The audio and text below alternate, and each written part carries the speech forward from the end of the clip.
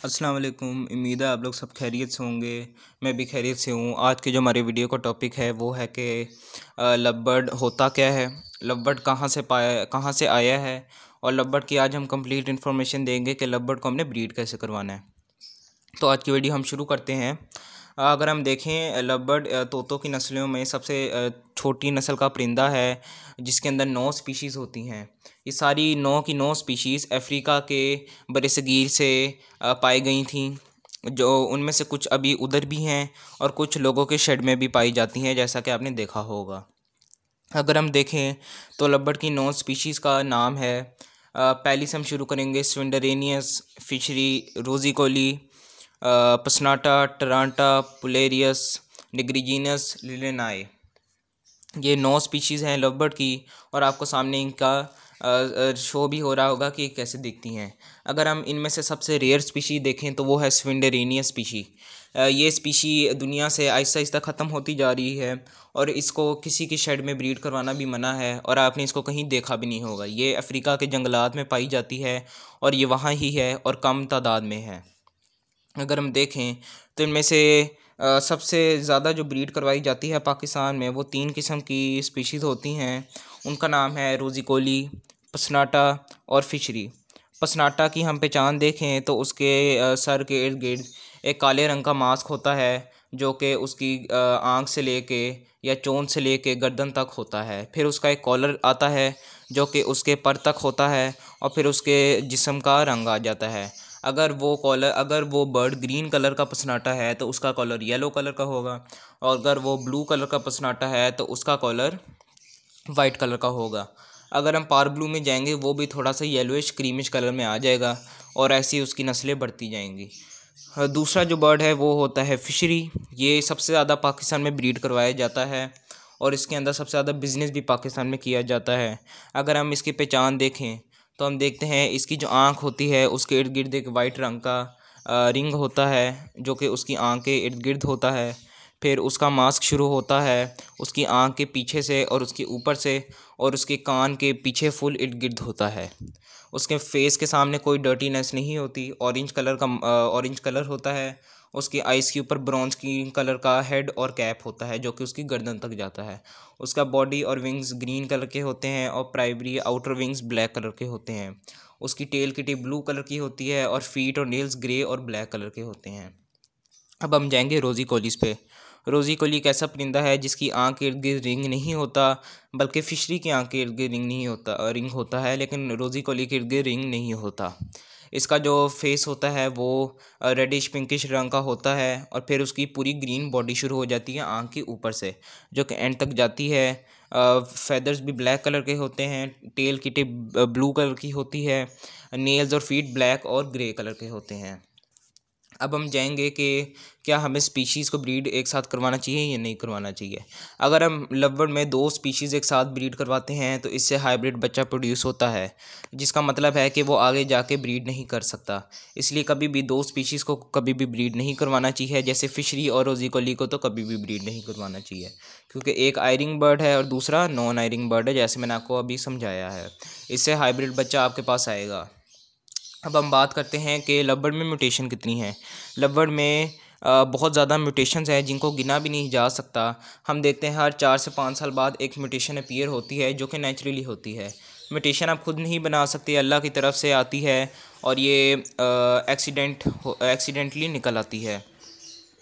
अगर हम देखें तो इसके अंदर बहुत तरीके की और बहुत तरह की म्यूटेशंस हैं, जिनमें मैं कुछ का नाम लूँगा, जैसे ऑफलाइन, स्लेटी, मिस्टी, पार ब्लू, एच, एक्वा, और भी बहुत किस्म की म्यूटेशंस होती हैं। पेल फेलोज़ होते हैं, पेल बर्ड्स होते हैं, ग्रेविंग्स होते हैं, और पैलिड्स होते हैं।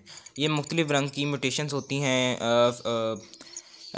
लवबर्ड में और भी बहुत मुख्तलिफ होती हैं, लेकिन मैंने अभी सिर्फ चंद का नाम बताया है। अगर हम लवबर्ड के साइंटिफिक नेम का बात करें तो इसको कहते हैं एगापोनिस।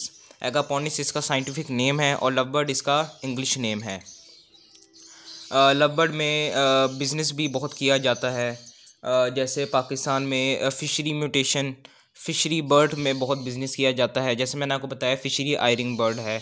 इसके अंदर बहुत तरह की म्यूटेशंस हैं, जिनमें ऑपलाइंस हैं ब्लू सीरीज़ में, ग्रीन सीरीज़ में, पार ब्लू सीरीज़ में, पेल फेलोज़ हैं, पैलिड्स हैं, ग्रेविंग्स हैं, एज हैं, और भी बहुत तरह की म्यूटेशंस हैं, स्लेटीज़ हैं, मिस्टीज़ हैं। इन सब का बिज़नेस किया जाता है। अगर हम देखें तो क्वालिटी बर्ड फ़िशरी में बहुत महंगा आता है। हम सादी फ़िशरी अच्छी क्वालिटी के पाकिस्तान में कम मिलती है, और इसको प्रोड्यूस करवाना भी इतना आसान काम नहीं है। आपको अच्छी पेयरिंग करनी पड़ती है, और कुछ लोग गलती कर जाते हैं, वो कभी ब्लू टू ब्लू लगा देते हैं, जो कि मना होता है। हमेशा ग्रीन टू ब्लू लगाना चाहिए, जिससे आपके पास अच्छी फ़िशरी आएगी। आप अपने घर के स्प्लिट्स तैयार करें और अच्छी फ़िशरी प्रोड्यूस करें। बर्ड बिज़नेस पाकिस्तान में बहुत हाई है, और ये आहिस्ता आहिस्ता कॉटेज इंडस्ट्री बनता जा रहा है। ये सिर्फ पाकिस्तान में नहीं है, बल्कि मुख्तलिफ ममालिक में है। जैसे पूरे यूरोप के बड़े सगीर में है, जिसके अंदर डेनमार्क हो गया, स्पेन, बेल्जियम, इटली और भी बहुत से ममालिक हैं। फिर हम जाएंगे अमेरिका में, इसका बहुत रुझान है, इंडोनेशिया में है, और फ़िलीपीन में और थाईलैंड में है। पाकिस्तान में आहिस्ता से आहिस्ता ये रोज़ ब रोज़ बढ़ता जा रहा है, और आप देख रहे हैं कि नए लोग, न्यू फैंसियर इसमें इस फील्ड में आई जा रहे हैं, और ये बिज़नेस एक इंडस्ट्री की तरफ डेवलप हो रहा है। अगर हम इसकी मार्केट डिमांड देखें तो लबबर्ड में फ़िशरी स्पीशी में सबसे ज़्यादा डिमांड है पाकिस्तान में। फ़िशरी पाकिस्तान में बहुत पसंद किया जाता है, पसनाटा, रोज़िकली और बाकी स्पीशीज़ के बनिस्बत। आप देख सकते हैं फ़िशरी में बहुत किस्म की म्यूटेशंस होती हैं, जिनका मैंने आपको कुछ का नाम भी बताया है।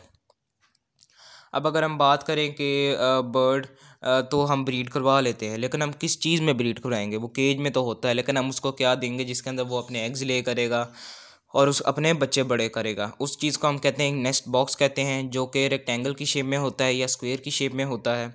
इसके सामने एक होल होता है, जिसके इर्द गिर्द एक स्टिक लगी होती है, जिसके ज़रिए उसके ऊपर बर्ड बैठ के उस बॉक्स के अंदर जाता है, उसी होल से अंदर आता है और उसी होल से बॉक्स से बाहर आता है।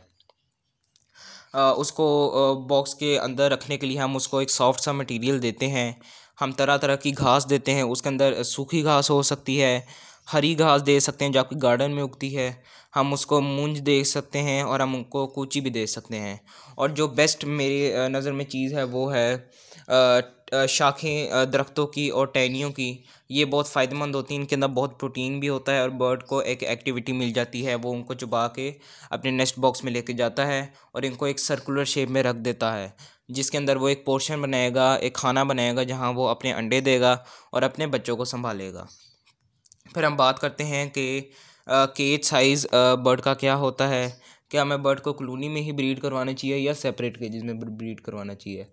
अगर हम केज साइज़ बर्ड का देखें तो आइडियल केज साइज़ जो हर कोई आजकल ब्रीड करवा रहा है वो है 2 बाई 1.5 बाई 2, जो कि मेरे लिहाज से बर्ड के लिए सूटेबल नहीं है। लेकिन अगर आपने बर्ड बिज़नेस स्टार्ट करना है तो आप उससे छोटे लेवल से शुरू करके आप फिर आहिस्ता आहिस्ता बड़े लेवल पे जा सकते हैं।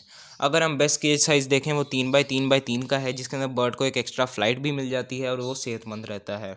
अगर हम देखें तो बर्ड को हमेशा हमें सेपरेट केजेस में ब्रीड करवाना चाहिए, हमें कभी भी उसे कॉलोनी में ब्रीड नहीं करवाना चाहिए। अब वो मैं बताऊंगा कि आपको कॉलोनी में क्यों नहीं ब्रीड करवाना चाहिए।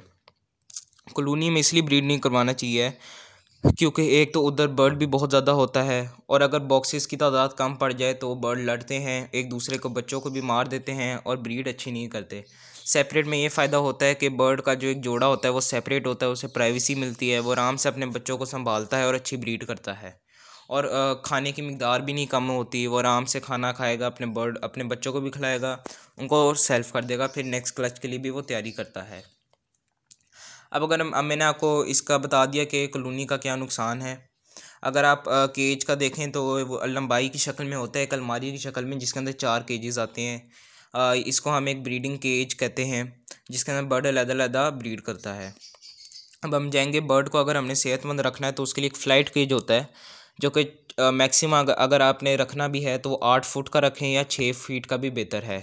6 से 8 फुट का फ़्लाइट केज बहुत अच्छा है, और वो हमेशा लंबाई की शक्ल में होना चाहिए, कभी भी ऊंचाई की शक्ल में नहीं होना चाहिए, क्योंकि बर्ड हमेशा लेफ़्ट टू राइट उड़ेगा, टॉप टू बॉटम नहीं उड़ेगा। जितना बड़ा फ़्लाइट केज होगा उतना बर्ड का साइज़ अच्छा डेवलप होगा जेनेटिकली, उसको डाइट भी अच्छी मिलेगी और उसकी एक्सरसाइज भी रहेगी। वो एक स्टिक से दूसरी स्टिक पे बैठेगा, और उसको कोई बीमारी भी नहीं होगी। अब हम बात करते हैं कि बर्ड को खाना कौन सा डालना है, बर्ड कौन से किस्म का खाना खाता है। लव बर्ड एक ऐसा बर्ड है जो कि मुख्तलिफ़ किस्म का खाना खाता है। उसमें से जो उनका सबसे मेन चीज़ होती है वो उनका सीड होता है, उनका दाना होता है, जो कि एक मिक्सचर की शक्ल में होता है जिसके अंदर मुख्तलिफ़ रंग के सीड होते हैं। जैसे आपको कुछ नज़र आ रहे होंगे आपकी स्क्रीन पे, उनमें से जवी, लाल कंगनी, कनेरी, सूरजमुखी की बीज वगैरह ऐसे करके बीज होते हैं। अगर हम इनमें से सबसे ज़रूरी बीज देखें तो वो कनेरी का बीज है, क्योंकि इसके अंदर 90% प्रोटीन होता है। और आपको चाहिए, अगर आपने कोई सीड मिक्स बनवाना भी है तो आप तकरीबन 80% कनेरी रखवाएँ या 50% कनेरी रखवाएँ और बाकी फिर 50% बाकी के बीज रखवाएँ। अब हम जाएंगे कि बर्ड को हम सॉफ्ट फूड भी डालते हैं, जो कि बर्ड की एक अलग डाइट होती है और ये नेसेसरी होती है, बर्ड को आपने देनी ही देनी होती है और ये आपने रोज़ देनी है। जिसके अंदर हम पहले एक अंडे को उबालेंगे तकरीबन आधा घंटा, जिसको हम कहेंगे हार्ड बॉइल्ड हो जाता है वो अंडा। उसको हम छिलके के साथ ही मैश कर देंगे।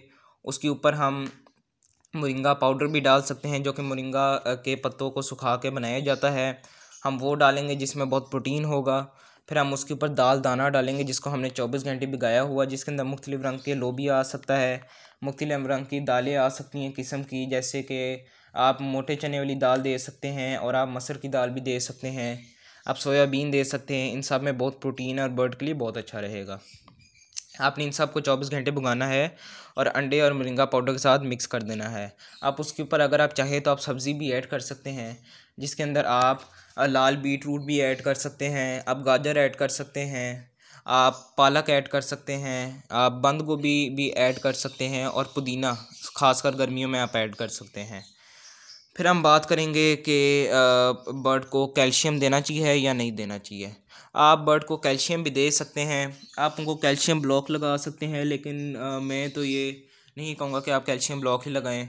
आप कैल्शियम पाउडर्स भी डाल सकते हैं उनके सॉफ्ट फूड के अंदर, जो कि बहुत फ़ायदा होगा, क्योंकि अगर बर्ड को सॉफ्ट फूड की आदत डल जाती है तो सारा सॉफ्ट फूड खा जाता है।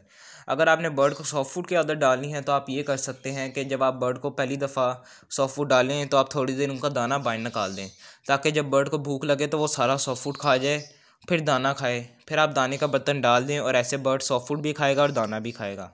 जितना आप सॉफ्ट फूड रोज़ डालेंगे उतना ही बेहतर है, क्योंकि वो बर्ड की बाकी की जो ज़रूरियात होंगी जो उसके केज में पूरी नहीं हो रही, बल्कि जंगलात में वो जो खाते हैं मुख्तलिफ़ रंग की चीज़ें, उससे वो पूरी हो जाएंगी। अब हम अगर प्रोडक्ट्स की बात करें कि हमें क्या बर्ड को बाहर की कोई प्रोडक्ट्स देने चाहिए कैल्शियम या प्रोटीन के, तो हम देखें कि हम बर्ड को दे भी सकते हैं और ना भी दे सकते हैं। मैं नहीं देता, अगर आप चाहते हैं तो आप दे सकते हैं। आप सॉलिड डी ब्रीडर इस्तेमाल कर सकते हैं, वेटा फार्म की कंपनी के आप प्रोडक्ट इस्तेमाल करते हैं, जो कि बर्ड प्लेनेट जैसी दुकानों से मिल जाता है। अब हम बात करेंगे कि बर्ड को समर मतलब गर्मियों में इनका कैसे ख्याल रखा जा सकता है। आपको पता है कि जब ये जो जून जुलाई की गर्मी होती है ये बहुत तेज़ होती है और इसकी अंदर जो लू चलती है ये आपको भी बीमार कर सकती है और आपके बर्ड को भी बीमार कर सकती है।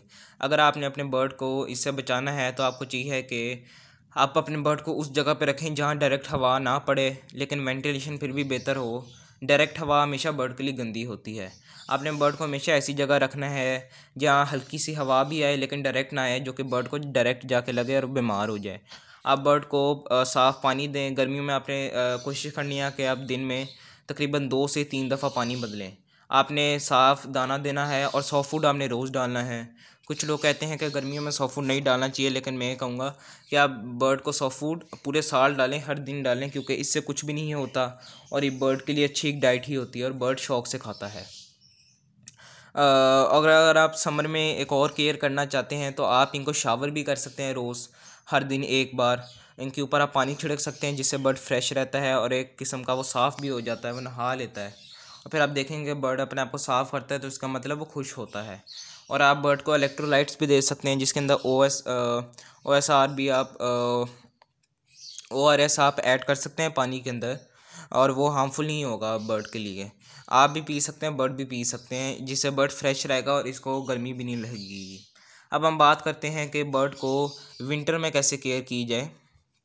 अगर हम सर्दियों की बात करें तो आपको पता है कि ठंडी हवा गर्मियों की हवा की तरह ही बहुत हार्मफुल है बर्ड के लिए और इंसानों के लिए। अगर हम बर्ड की बात करें तो हमें बर्ड के केज के इर्द गिर्द एक कपड़ा लगा देना चाहिए आपके शेड के इर्द गिर्द, जिसके अंदर आपके केजेस ब्रीडिंग के पड़े होते हैं, ताकि बर्ड को डायरेक्ट ठंडी हवा ना लगे और ठंड भी ना लगे। आप बर्ड को सॉफ्ट फूड वगैरह रोज़ ही डालें, आप पानी भी उनका रोज़ चेंज करें ताकि ये सर्दियों से बचे रहें। अब हम जाएंगे कि बर्ड को ब्रीड कैसे करवाना है, ब्रीडिंग टिप्स के ऊपर। अगर आप देखें, बर्ड को ब्रीड करने के लिए एक अच्छा ब्रीडिंग केज चाहिए, जिसका साइज़ मैंने आपको जैसे बताया वो 3 फुट बाय 3 फुट बाय 3 होना चाहिए, गहराई में या लंबाई में। इससे बर्ड बस ऊंचाई में नहीं होना चाहिए, गहराई और लंबाई में होना चाहिए, इससे बर्ड सेहतमंद रहेगा। इसके लिए आपको एक दाने का बर्तन चाहिए, जिसके अंदर आपने रोज़ दाना बदलना है। आपने एक दाने को 2 से 3 दिन नहीं गुजारने देना, आपने रोज़ दाने का बर्तन बदलना है, आपने रोज़ पानी भी बदलना है, जिसके अंदर आप कोई कैल्शियम का प्रोडक्ट भी डाल सकते हैं अगर आपको सूटेबल रहे। फिर आपने क्या करना है, आपने एक मिट्टी के बर्तन की कोई नाली लेनी है, जिसके ऊपर जो रोगन हुई हो, वो शाइन सी होगी, वो आपको किसी भी दुकान से मिल जाएगी मिट्टी के बर्तन की। उसके ऊपर आपने सॉफ्ट फूड डालना है, जो कि मैंने आपको तरीका बताया था, जिसके अंदर एक उबला वांडा आ जाएगा, जो कि मैश आपने करना है छिलके के साथ। मुख्तलिफ रंग की 24 घंटे वे भीगी हुई दालें आ जाएंगी, मोरिंगा पाउडर आ सकता है, कोई और प्रोडक्ट आ सकता है, कोई फक्की टाइप प्रोडक्ट आ सकता है, जो कि फुल नेचुरल पाउडर्स को मैश करके बना हुआ हो। वो भी बहुत यूज़फुल होता है बर्ड के लिए। आप उन सबको मिक्स करके बर्ड के कनाली के अंदर डाल सकते हैं, जिससे कोई फंगस भी नहीं होगा उस कनाली में, ना कोई बैक्टीरिया होगा। लेकिन आपने कोशिश करनी है 100 फुट को तकरीबन 6 से 7 घंटे बाद आपने उनके बर्तन से निकाल देना है। फिर हम चलते हैं कि बर्ड केज के अंदर आप अगर कोशिश करें तो आप 2 स्टिक्स लगाएं। एक स्टिक आपने ब्रीडिंग बॉक्स के साथ लगानी है और एक स्टिक आपने थोड़ा सा दूर लगानी है, ताकि बर्ड की एक्सरसाइज भी रहेगी कि बर्ड एक स्टिक से दूसरी स्टिक से पे छलांग मारेगा। और स्टिक आपने देखनी है कि वो राउंड शक्ल में हो, स्क्वायर शक्ल में ना हो। और कोशिश करें जो आप स्टिक लें वो किसी दरख्त की भी स्टिक हो सकती है, तो वो बड़ी अच्छी बात है, वो बर्ड के लिए बड़ी अच्छी होगी, ताकि बर्ड एक स्टिक से छलांग मारेगा, दूसरी स्टिक पे जाएगा और उसकी ग्रिप भी अच्छी होगी, वो आराम से क्रॉस भी कर सकता है। इससे आपके एग्स में फर्टिलिटी भी आएगी। फिर आप देखेंगे कि आपके केज के अंदर एक दरवाज़ा सा बना होगा एंड पे जाके, जिसको आपने खोलना है और इसके इर्द गिर्द आपने एक ब्रीडिंग बॉक्स लगा देना है। अगर आपका वो दरवाज़ा केज में नहीं है तो परेशान होने की कोई बात नहीं है, आप ब्रीडिंग बॉक्स अंदर भी केज के अंदर रख सकते हैं, अगर आपको ज़्यादा प्रोटेक्शन चाहिए, आपका बर्ड ना उड़े। तो आपने ब्रीडिंग बॉक्स लगा दिया, जिसको आपने हमेशा ब्रीडिंग सीज़न से 1 से 2 हफ्ते पहले आपने अच्छी तरह सफाई करनी है पानी और विरकोनेस से, और फिर आपने इसको धूप में सुखाने के लिए रख देना है। जब वो अच्छी तरह सूख जाए और जब ब्रीडिंग सीज़न आ जाए तो आपने इसको बॉक्स में लगा देना है, केज में लगा देना है, और आपने सबसे पहले डीडीटी पाउडर इसके इर्द गिर्द छिड़कना है, क्योंकि आपको पता है अगर आप ये ना करेंगे तो ब्रीडिंग बॉक्स में काले रंग के कीड़े और सूंडियाँ भी पैदा हो सकती हैं, जो कि बर्ड के लिए बड़ी हार्मफुल होती हैं। आपने डीडीटी पाउडर छिड़क दिया, फिर आपने इनको नेस्टिंग देनी है, जिसमें हरी घास आ सकती है, मूंज की घास आ सकती है, कूची आ सकती है, मुख्तलिफ रंग की पत्ते और शाखें आ सकती हैं दरख्तों की, जैसे नीम, सफ़ेदा और विलो दरख्त की। अगर हम विलो की बात करें तो यूरोप में विलो बहुत ज़्यादा इस्तेमाल किया जाता है, और यूरोपियन ब्रीडर का कहना है कि विलो से बेहतर बर्ड के लिए कोई ब्रीडिंग मटेरियल है ही नहीं। इसकी लकड़ियों से बर्ड छोटी छोटी स्टिक्स बनाएगा, जो कि वो अपनी ब्रीडिंग बॉक्स में ले जाता है। फिर आपने बॉक्स को लगा देना है और नेस्टिंग मटेरियल अच्छा खासा अमाउंट का आपने ब्रीडिंग केज में फेंक देना है। आपने उसको काट के फेंकना है छोटे सेक्शन में, ताकि बर्ड आराम से उसको चोंच से पकड़ के शेप बना के बॉक्स में ले जाए। फिर आप देखेंगे कि आप अच्छी अगर 100 फुट रोज़ डाल रहे हैं और आप अच्छा दाना इनको रोज़ दे रहे हैं, तो आप देखेंगे तकरीबन आपको 1 से 2 हफ्तों बाद बॉक्स में अंडा आ जाएगा, और ऐसे ही वो अपना एक पूरा क्लच पूरा कर लेगा, जिसके अंदर 4 से 5 अंडे होते हैं। और 21 दिन बाद अंडा हैच होगा अगर वो फर्टाइल होगा, और फिर बच्चे को बड़े होने में तकरीबन 2 महीने लगेंगे, और वो 2 से ढाई महीने तक वो सेल्फ हो जाएगा, जिसको आप फिर अलहदा कर सकते हैं और एक फ़्लाइट केज में छोड़ सकते हैं, जिसमें वो सेहतमंद हो जाएगा। फ़्लाइट केज का अगर हम साइज़ देखें तो आप रख सकते हैं तकरीबन 6 से 8 फुट। जितना बड़ा फ़्लाइट केज होगा उतना बेहतर होगा, क्योंकि बर्ड की एक्सरसाइज भी रहती है उस केज के अंदर, और उसको सेहतमंद भी रहेगा और सेहतमंद रहेगा और उसका साइज़ भी बरकरार रहेगा।